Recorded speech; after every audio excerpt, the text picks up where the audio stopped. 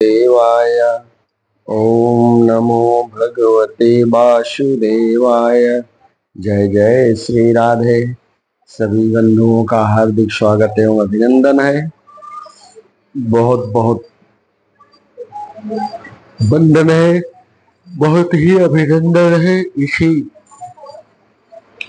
मंगल कामना के साथ श्रीमद् भागवत कथा में पहले अध्याय में प्रवेश करते हैं।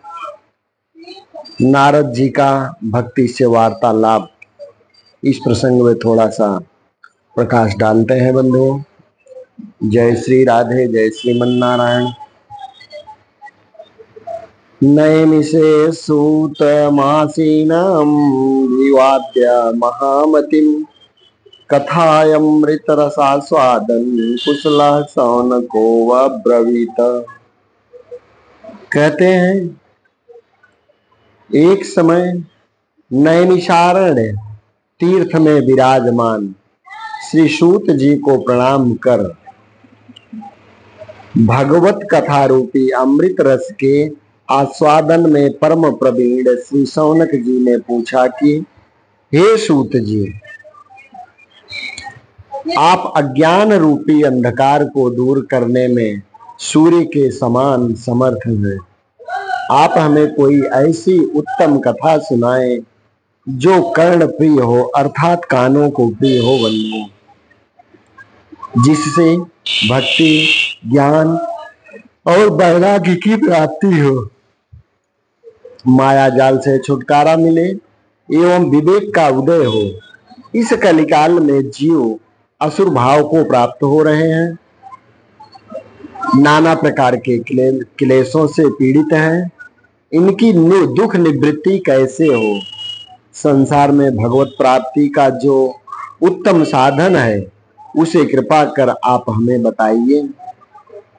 बंधुओं, सूत जी ने कहा कि हे शौनक जी, अर्थात सूत जी कहते हैं शौनक जी से कि हे शौनक जी, भगवान की कथा के आप परम प्रेमी हैं, इसलिए मैं विचार कर आपको भगवत प्राप्ति का उत्तम साधन बताता हूँ।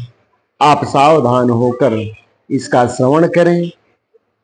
काल रूपी महासर्प के भय से बचने के लिए सुखदेव जी ने श्रीमद् भागवत का प्रवचन किया है और इसके श्रवण से भक्ति की वृद्धि एवं भगवान की प्रसन्नता होती है। संसार में इससे बढ़कर चित्त शुद्धि का दूसरा उपाय नहीं है। बंधुओं, जब पूर्व जन्म के पुण्यों का उदय होता है तभी भागवत कथा श्रवण में रुचि होती है। भागवत कथा अमृत से भी मधुर और महंगी है।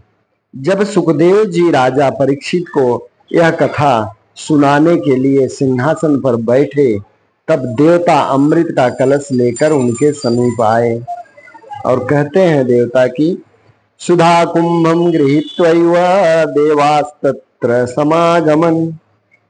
और देवता समीप आए और प्रणाम करके बोलते हैं कि हे भगवान, आप यह अमृत ले लो और इसके पीने से राजा अमर हो जाएंगे और कथा रूपी अमृत हमें पिलाएं जिससे हम कृतार्थ हो जाएं।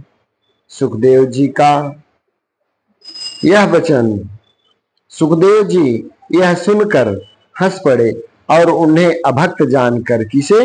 देवताओं को अभक्त जानकर अमृत के बदले में कथा रूपी अमृत नहीं दिया। कारण क्या है? कारण यह है कि मणि और कांच की तुलना कैसे होगी? मणि की कीमत और कांच की कीमत, कड़ी की कीमत और कांच की कीमत, मणि की कीमत और कांच की कीमत में तो फर्क होगा ही।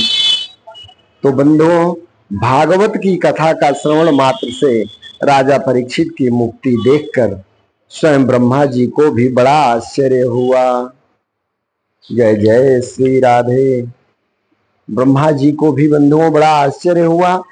उन्होंने अपने लोक में तराजू लगाकर एक पलड़े में जप, तप, ज्ञान, यज्ञ आदि बहुत से पुण्य साधन रखे और दूसरे पलड़े पर श्रीमद् भागवत महापुराण को रखा।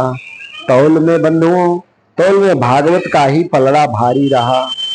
इस पर सबको बड़ा आश्चर्य हुआ और सबने भागवत को भगवान का साक्षात स्वरूप समझा। सप्ताह के रूप में इसका श्रवण करने पर यह भागवत निश्चित मुक्ति देती है। तब बंधुओं देवर्षि नारद ने पहले ब्रह्मा जी से इसका श्रवण कर और सनक आदि महर्षियों से इसके सप्ताह श्रवण की विधि सुनी थी। बंधुओं शौनक जी ने पूछा कि हे सूत जी महाराज, सुना जाता है कि नारद तो प्रायः प्रायः इधर उधर लीलार्थ झगड़ा ही लगाते फिरते हैं, वे एक जगह स्थिर रहते भी नहीं। तब उन्हें सप्ताह की विधि सुनने का अवसर कैसे मिला और सनक आदि महर्षियों से उनका समागम कैसे हुआ? तब बंधुओं आगे सूत जी कहते हैं, अगले वीडियो में दूसरे भाग में हम चर्चा करेंगे। तब तक के लिए जय श्री राधे, जय श्रीमन नारायण। श्रीमन नारायण नारायण हरि हरि, श्रीमन नारायण नारायण हरि हरि, भजमन नारायण नारायण हरि हरि। जय जय श्री राधे, जय जय श्री राधे। ओम नमो भगवते वासुदेवाय, ओम नमो भगवते वासुदेवाय, ओम नमो भगवते वासुदेवाय। जय जय श्री राम।